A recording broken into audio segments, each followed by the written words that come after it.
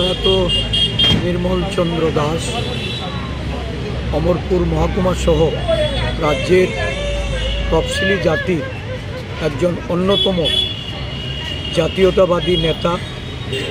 উনি স্বশাসিত জেলা পরিষদের প্রাক্তন মেম্বার ছিলেন। ওনার এই অকাল প্রয়াণে কংগ্রেস পরিবার ওনার এই শোকাহত পরিবারের প্রতি সমবেদনা জানাচ্ছে।